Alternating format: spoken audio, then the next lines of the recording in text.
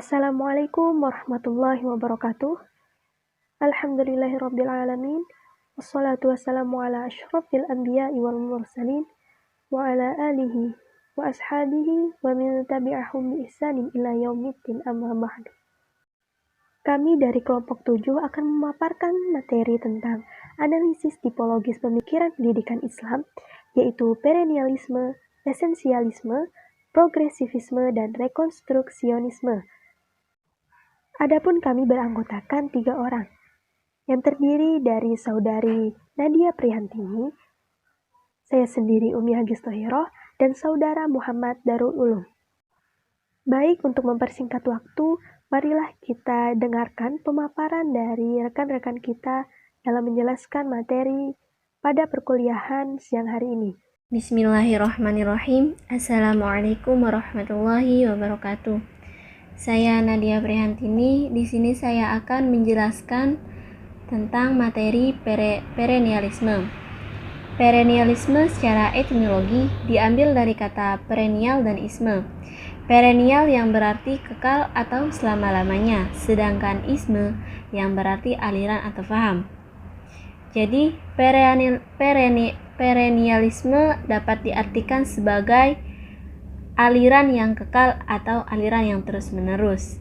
Dalam Oxford Advanced Learned Dictionary of Current English, perennialisme dapat diartikan sebagai lasting for a very long time atau continuing through the whole years, yang punya arti kekal atau abadi.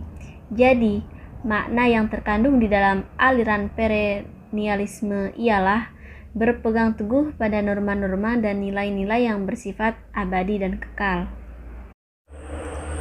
Istilah perennialisme biasanya banyak muncul dalam sebuah wacana filsafat agama, di mana agenda itu yang dibicarakan meliputi yang pertama tentang Tuhan, yang kedua membahas tentang fenomena pluralisme agama secara kritis dan kontemplatif, yang ketiga menelusuri akar-akar seseorang melalui pengalamannya.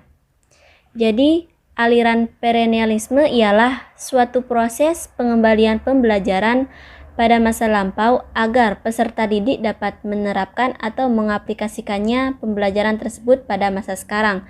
Karena pembelajaran pada masa lampau ini sangat ideal dibanding pembelajaran masa sekarang, atau bisa disebut dengan proses untuk mengembalikannya manusia ke dalam kebudayaan yang ideal. Yang kedua yakni sejarah. Langsung saja, lahirnya perennialisme ini pada abad ke-20. Akan tetapi menurut Emmanuel Wora dalam bukunya berjudul Perennialisme Kritik atas Modernisme dan Postmodernisme mengatakan bahwa perennialisme lahir pada tahun 1930-an sebagai suatu reaksi terhadap pendidikan progresif. Dan perennialisme ini muncul karena kondisi dunia penuh dengan kekacauan, buruknya akhlak manusia dan ketidakteraturan, dan muncul sebagai counter terhadap pandangan progresivisme yang memiliki misi penekanan perubahan untuk semua yang baru. Aliran perennialisme lebih menekankan pada kebenaran, keabadian, keindahan pada warisan budaya. Pendidikan yang menganut aliran ini lebih menekankan pada kebenaran absolut, universal, yang tidak terkait pada tempat dan waktu. Aliran ini bersifat masa lampau, di mana aliran ini kembali pada nilai-nilai budaya. Pada kenyataannya, banyak problem yang masih mendatangkan kebingungan, kekacauan, kecemasan yang nantinya akan berpengaruh buruk akan hilangnya jati diri pada individu. Dengan demikian, perlunya usaha kita dengan maksimal untuk menyelamatkan kondisi yang sedang mengancam seorang individu agar tidak terjerumus oleh arus perkembangan zaman. Bagaimana cara kita menghadapi agar tidak terbawa arus, yakni dengan mengembalikan arah dan prinsip awal yang menganut pada masa lampau. Akan lebih baiknya jika kita mengikuti perkembangan teknologi dengan tidak menghilangkan warisan budaya. Selanjutnya yakni prinsip dan teori dasar dari perennialisme. Prinsip dasar pendidikan yang menganut aliran perennialisme adalah dengan cara mendekatkan peserta didik untuk menemukan dan menginternalisasikan kebenaran abadi. Mengapa demikian? Karena kebenaran itu mengandung sifat universal dan tetap. Kebenaran tersebut hanya dapat diperoleh dengan cara kita latihan intelektual agar membuat kita tertata dan tersistematis secara baik. Di dalam dunia filsafat pendidikan Islam, kebenaran yang abadi tidak hanya diperoleh melalui latihan intelektual, akan tetapi melalui latihan intuisi atau proses pendidikan tidak selalu transfer ilmu, tetapi juga transformasi ilmu dan internalisasi atau penanaman nilai. Selanjutnya adapun teori dasar dari perennialisme, yakni yang pertama ada rasionalitas dan asas kemerdekaan. Yang dimaksud adalah asas berpikir dan kemerdekaan harus menjadi tujuan utama pendidikan. Otoritas berpikir harus disempurnakan sesempurna mungkin. Makna kemerdekaan pendidikan ialah membantu manusia untuk menjadi dirinya sendiri atau sebagai essential self yang membedakan daripada makhluk dengan makhluk yang lain. Yang kedua ada learning to reason, yakni belajar untuk berpikir. Perennialisme tetap percaya dengan asas pembentukan kebiasaan dalam permulaan pendidikan anak. Kecakapan membaca, menulis, dan berhitung merupakan landasan dasar, dan berdasarkan tahapan itu maka learning to reason menjadi tujuan pokok pendidikan sekolah menengah dan pendidikan tinggi. Yang ketiga, belajar sebagai persiapan hidup. Bagi Thomisme, belajar untuk berpikir dan belajar untuk persiapan hidup itu yang dimaksud dalam kita belajar bersosial, belajar bermasyarakat. Yang keempat ada learning through teaching atau bisa disebut belajar melalui pengajaran. Yang membedakan antara learning by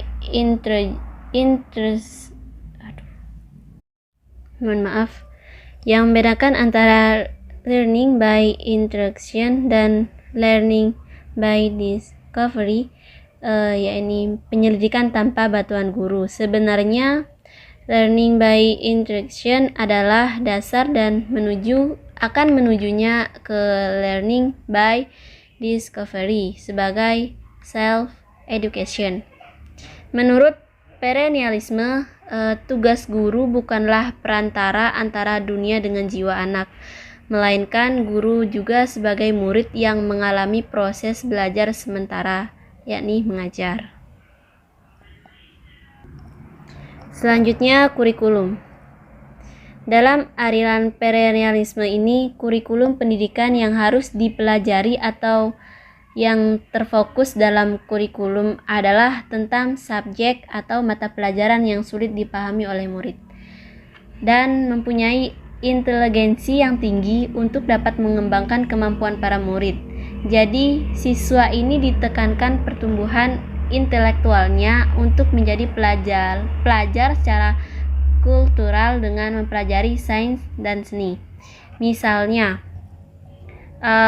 para siswa dihadapkan dengan mata pelajaran sains dan seni yang memang mata pelajaran tersebut bisa meningkatkan kreativitas dan langsung terjun ke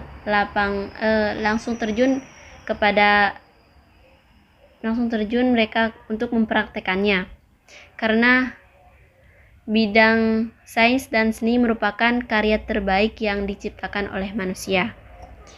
Sekian penjelasan perennialisme, kurang lebihnya mohon maaf. Assalamualaikum warahmatullahi wabarakatuh. Di sini saya akan menjelaskan tentang esensialisme dan progresivisme. Esensialisme adalah aliran yang didasari nilai-nilai kebudayaan lama.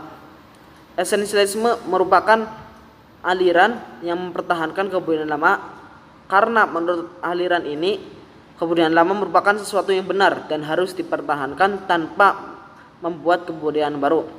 Mereka percaya bahwa kebudayaan lama dimulai dari peradaban manusia pertama kali telah banyak berbuat kebaikan-kebaikan kepada kehidupan manusia dan tidak dapat ditiru oleh kebudayaan baru.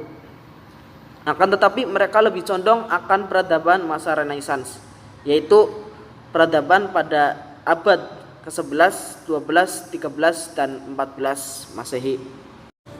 Tujuan esensialisme sendiri adalah membentuk pribadi yang bahagia di dunia maupun di akhirat. Adapun tujuan pendidikan esensialisme adalah meneruskan dan mempertahankan unsur penting budaya manusia.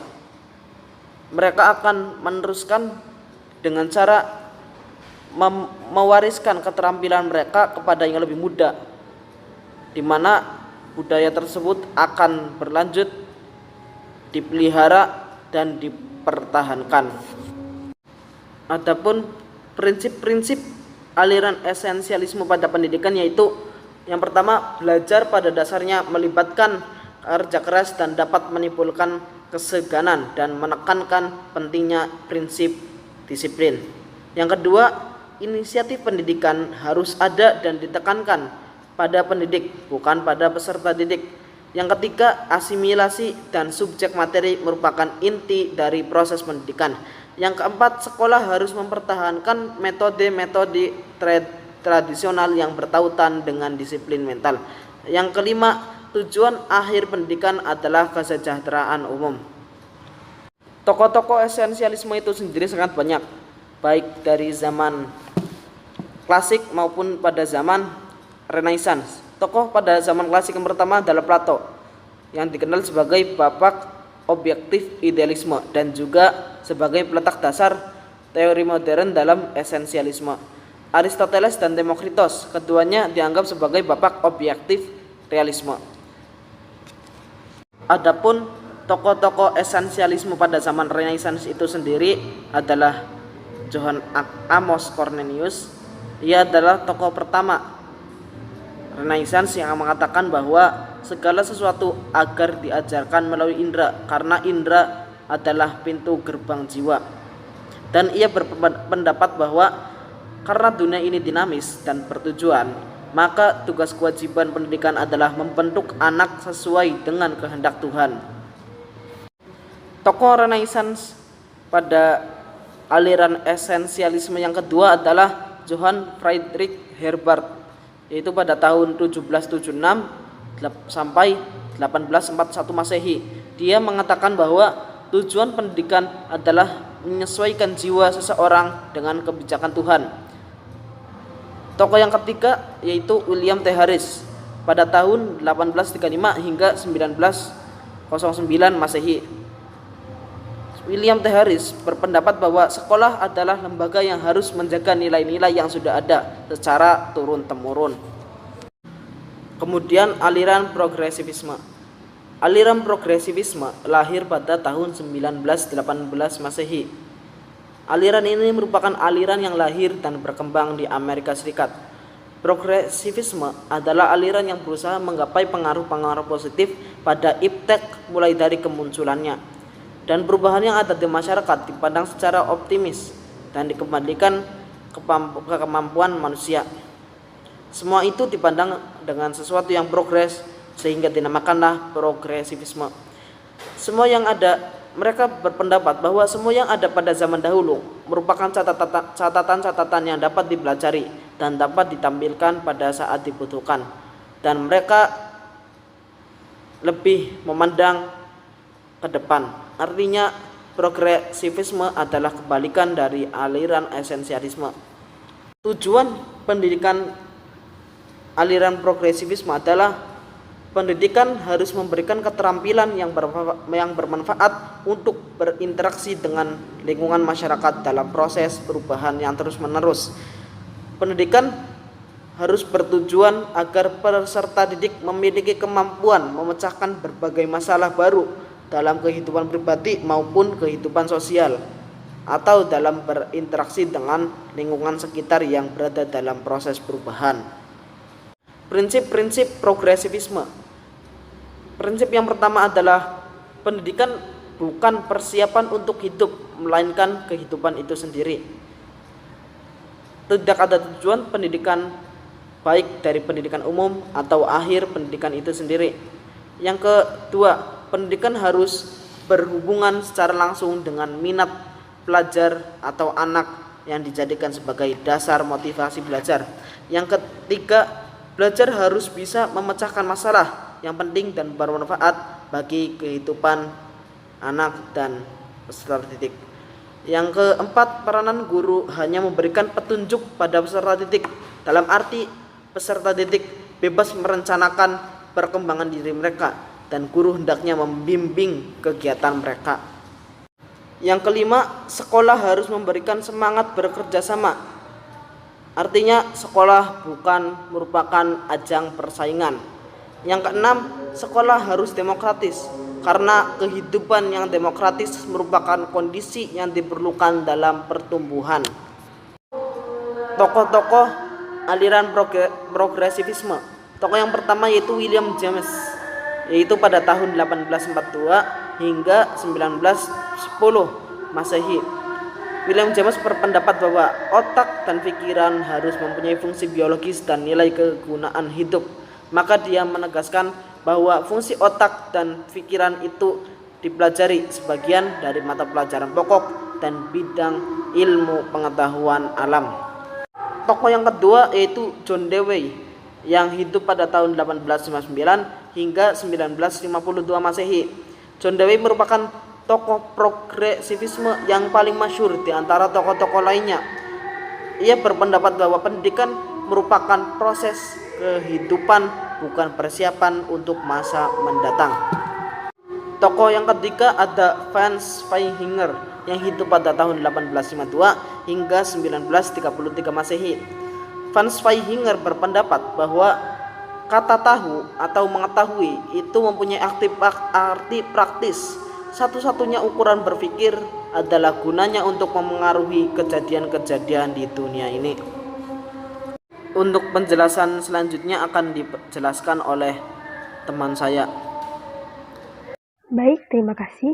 Di sini saya akan menjelaskan tentang rekonstruksi nionisme. Nah, pertama-tama mari kita mengetahui apa itu definisi dari rekonstruksi nionisme. Secara bahasa, rekonstruksi nionisme itu berasal dari bahasa Inggris yaitu construct, yang artinya membangun, construction, pembangunan, dan rekonstruk, menyusun kembali. Nah, kemudian kata rekonstruksi nionisme itu terdiri dari dua kata, yaitu re, yang memiliki arti kembali, dan konstruk yang artinya menyusun. Jika kedua kata ini disatukan, maka bermakna penyusunan kembali dan penyisipan imbuhan isme pada kata tersebut itu berarti menandakan sebuah paham atau aliran tertentu.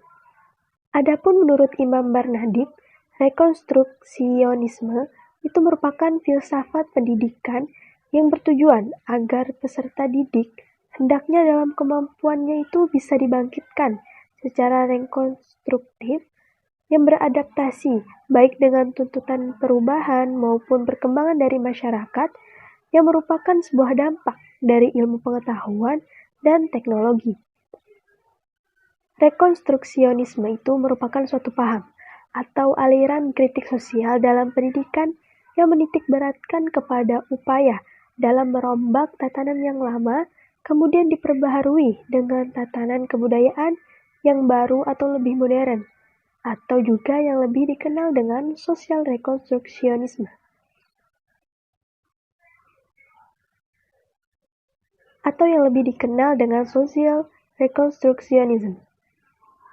Aliran ini memiliki prinsip yang sepaham dengan perennialisme sebelumnya, yang dimana pada awalnya disebabkan oleh krisis kebudayaan modern. Namun, prinsip aliran ini tidak sama dengan aliran perennialisme jika dilihat dari visi dan cara yang digunakan ketika menemukan solusi dalam mengembalikan kebudayaan yang selaras dengan kehidupan. Maka pada aliran ini, hal yang sangat ditekankan adalah peradaban manusia di masa depan, karena rekonstruksionisme ini menekankan tentang problem solving dan berpikir kritis, dan aliran ini memiliki keyakinan bahwa tugas seluruh umat manusia ataupun bangsa ialah menyelamatkan dunia, yaitu dengan membina kembali daya intelektual dan spiritual yang sehat, yang dimana pembinaan tersebut akan membawa kembali umat manusia dengan pendidikan yang tepat, baik nilai maupun norma-norma untuk generasi sekarang maupun generasi yang akan datang. Sehingga dunia baru akan terbentuk di dalam pengawasan umat manusia yang diatur secara demokratis. Kemudian selanjutnya ialah prinsip-prinsip rekonstruksionisme. Yang pertama, penciptaan tatanan sosial yang mendunia. Rekonstruksionisme berpendapat bahwa pada saat ini umat manusia hidup dalam kemampuan teknologi yang dapat membinasakan berbagai keperluan material semua orang, yaitu akan memungkinkan munculnya penghayal dalam masyarakat ini. Karena secara bersamaan komunitas internasional sibuk dengan menghasilkan dan mengupayakan kekayaan material untuk mencapai kepada tingkat yang dimana keperluan manusia itu dianggap sangat penting. Sehingga selanjutnya manusia itu akan fokus untuk menjadi lebih baik secara material sebagai tujuan akhirnya. Yang kedua ialah pendidikan formal sebagai agen utama dalam tatanan sosial. Aliran ini memandang bahwa sekolah itu merupakan wujud dari agen yang memiliki kekuatan utama dalam kehidupan masyarakat. Karena dengan sekolah, peserta didik dapat disantuni ketika mereka dalam usia yang paling peka, sehingga sekolah dapat menjadi sebuah penggerak dalam pemecahan masalah sosial dan pendorong utama perubahan sosial. Yang ketiga, penerapan prinsip demokratis dalam metode pengajaran. Nah, pada para aliran rekonstruksionisme itu memandang demokrasi dalam sistem berpolitik yang terbaik itu tidak terpaku hanya satu perspektif saja. Namun, perspektif yang harus dibangun ialah unsur-unsur demokratis di ruang kelas itu perlu digunakan ketika peserta didik telah diraihkan pada berbagai kesempatan untuk memilih baik antara keragaman pilihan ekonomi, politik, maupun sosial. Selanjutnya, yang keempat ialah pembelajaran perubahan sosial pada pendidikan formal. Dengan pendidikan, maka kesadaran peserta didik itu tentang permasalahan sosial diharuskan untuk timbul, sehingga dapat mendorong mereka agar berperan secara aktif dalam memberikan berbagai solusi. Kemudian yang kelima ialah futurisme sebagai modifikasi rekonstruksionisme. Karya Alvin Toffler, yaitu Future Shock, menjadi sebuah karya yang disebabkan karena adanya peledakan yang sangat cepat terkait pengetahuan dan teknologi yang terjadi di era 1970-an. Nah, Toffler itu mengemukakan bahwa sekolah hanya sibuk mengurusi terkait dengan sebuah sistem yang mati dibanding menangani masyarakat baru yang sedang tumbuh dan memaksa mereka untuk dapat hidup dalam sistem yang mati karena mendidik dengan penekanan masa lalu. Sedangkan kehidupan itu terus berjalan dan berubah dengan cepat. Oleh karenanya diperlukan sistem pendidikan yang dapat menciptakan imajinasi masa depan dan berbagai alternatif, sehingga baik peserta didik maupun guru itu mampu memiliki perhatian dalam sebuah aktivitas pendidikan.